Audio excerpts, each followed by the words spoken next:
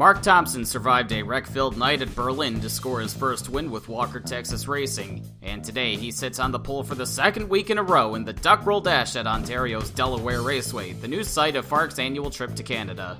Despite skipping last week's race at Berlin, Master Sport Racing, which fields 2 cars each in the FARC Low Dollar Series and FARC Larry Lemon Super Series, made headlines with the news that Manny Green, who was brought onto the team as a driver and major investor, was recently arrested for multiple counts of fraud relating to his overseas business affairs.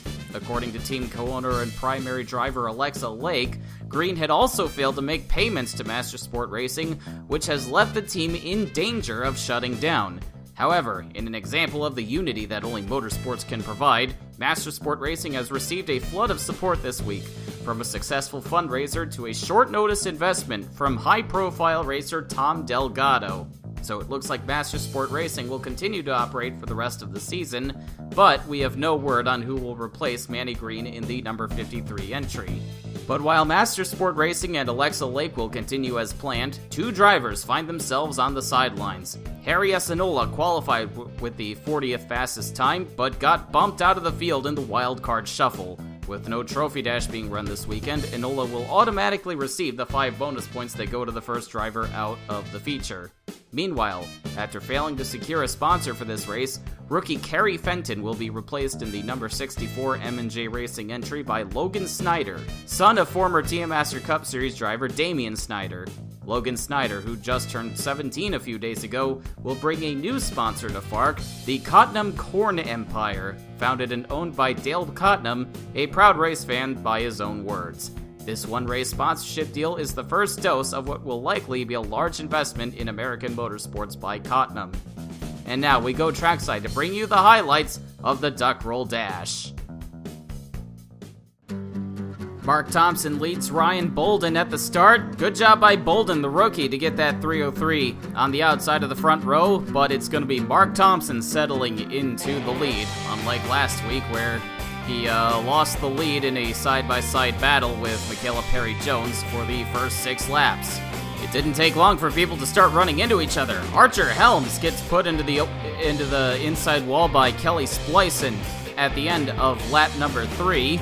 And while Archer Helms limps his car to the pits, Danica Hollifield gets turned around by Dan Lechleiter off of turn 2 to bring out our first caution. And at the same time, Marissa Raines in the number 9 gets turned around by 2-time champion Rip Tyler. A lot of wrecking in the span of just a couple of laps. Coming off of his best finish at Berlin, Noah Dalitz blows up while running 14th, and he's not getting out of the way. It looks like he's trying to let everybody on the inside by first, but he's going to come to a stop and block turn 2 as we've got a huge pileup. Phyllis Theodore in the 404 gets propped up on top of everyone else, and the leaders are in it. Mark Thompson just piled into the back of this wreck. And that was Danica Hollifield he just smashed into. Ryan Bolden and Chuck Nags get caught up. Nags was a lap down, and it looks like the rest of the leaders do a good job slowing down. Don't get caught up too badly, but Ryan Bolden took a lot of damage to the rear. He keeps going, and he's going to inherit the lead at the caution. Amazingly, he's not going to pit during this caution to repair that damage. We'll see if that's a mistake or not. Carl Hampton took 3rd. He's definitely going to have to pit. The front end on that 99 is crumpled. He gets back onto the track, though.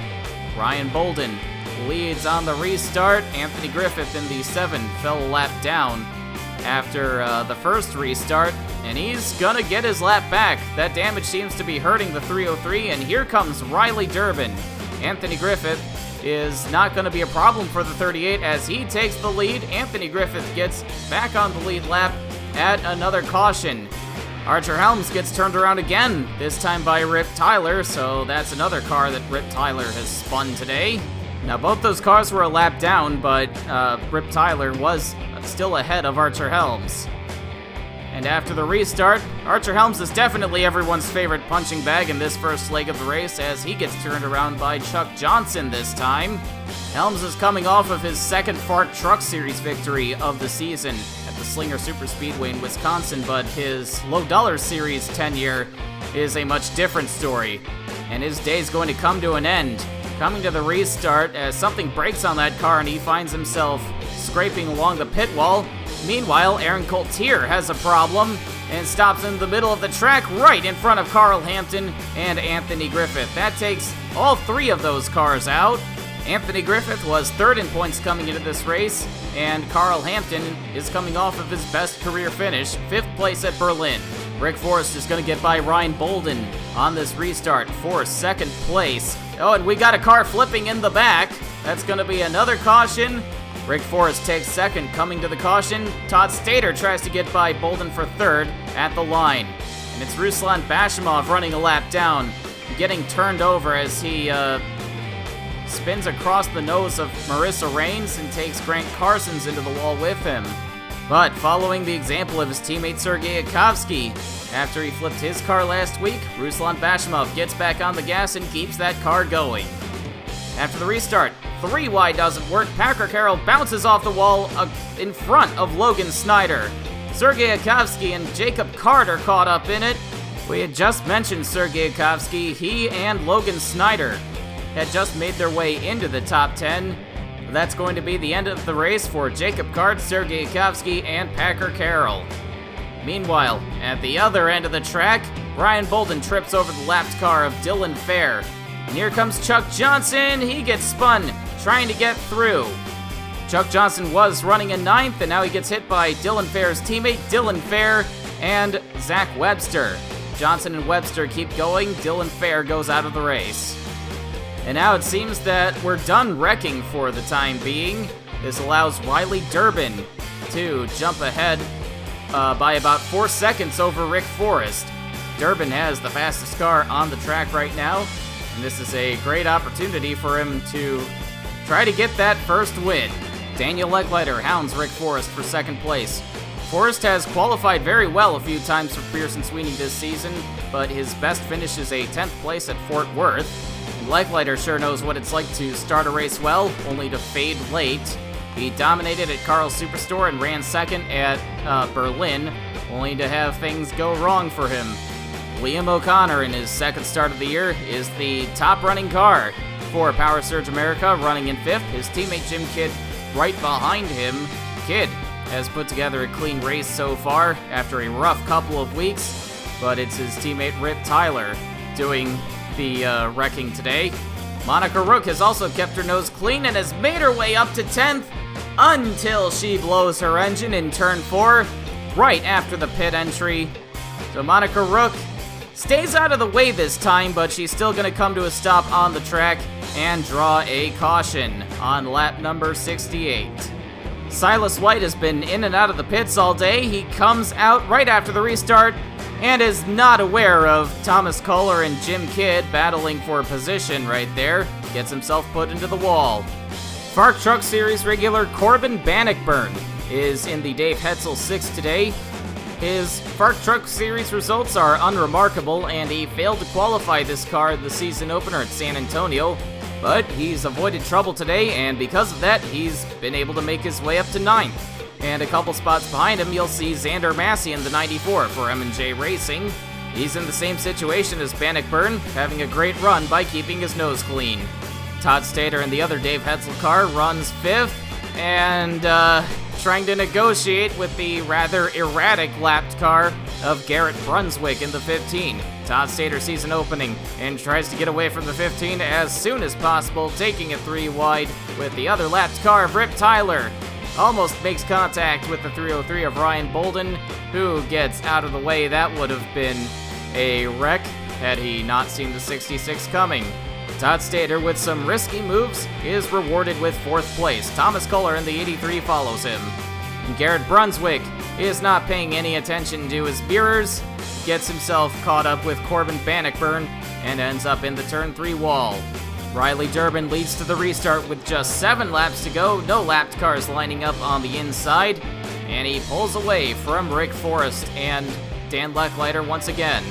Riley Durbin made his debut in the FARC Low Dollar Series back in 2015, and he has never won a race, though he has come close. His best results were a pair of runner-up finishes last year. And Durbin is not only driving for his first win, but for Focus Autosport's first win in the FARC Low Dollar Series. Dan Lechliter has been stuck behind Rick Forrest this whole race, and while he seems to be a bit faster than Rick Forrest, he hasn't been able to get a good enough run, and as we get down to the end, he seems to have a bit of trouble with corner entry. Look how wide he is running. His brakes might be wearing out, or he hasn't been able to manage his tires very well. We've had so many yellow flags that pit stops have not been all that necessary. But while Rick Forrest continues to hold off Daniel Lechliter, Riley Durbin comes off the final corner to take the white flag.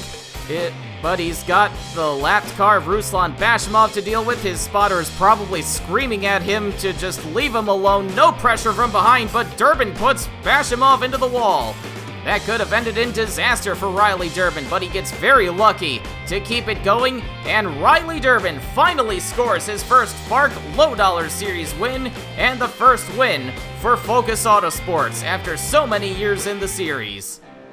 While Riley Durbin celebrated in victory lane, Rick Forrest celebrated his best finish of the year after holding off Daniel Lechliter. Todd Stater grabs another top 5, and Grant Carsons takes his first career top 5.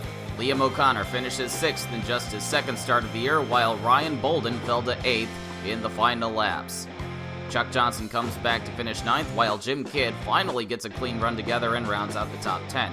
Corbin Bannockburn and Xander Massey haven't shown a lot of speed, but they finish in the top 15 after finishing with cleaner cars than most of their fellow competitors. It's an especially good finish for Xander Massey, whose previous best finish this year was 29th at Fort Worth.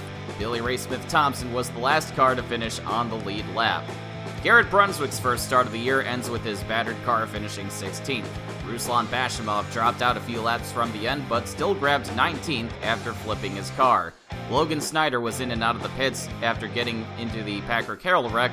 His debut ends with him being scored 15 laps down. And 22nd place Silas White was the last car to finish the race. At the rear of the field, most of these casualties were from the big wreck on lap 17 that was triggered by 39th place Noah Dalitz blowing his engine. Mark Thompson finished 34th after leading the early part of the race and getting caught up in that mess. His teammate Carl Hampton didn't make it much farther, and Danica Hollifield finished in last. Chuck Johnson was hoping to gain a lot of ground after Thompson dropped out, but he only manages to shrink the gap to the lead by 16 points. Todd Stater and Packer Carroll swapped spots, while Jim Kidd remains 6th. Riley Durbin jumps to 9th with his victory, and Dan Lechliter gains a couple of spots too. Rick Forrest vaults from 22nd to 14th with his runner-up finish, and Carl Hampton rounds out the top 15. Next week, the FARC Low Dollar Series heads to the Illinois State Fair to play in the dirt in the Arnold Pine Auto Sales Classic. And as always, you'll be able to catch the action right here on the FARC Racing Network.